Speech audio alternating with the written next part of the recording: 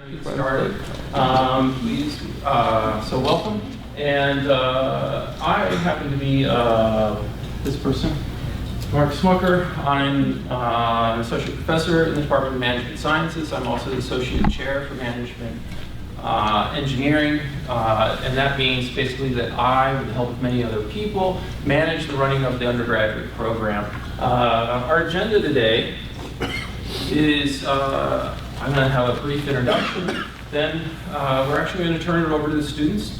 And this is really probably the best way for you to learn the most about management engineering, is to hear it from people who've been experiencing it.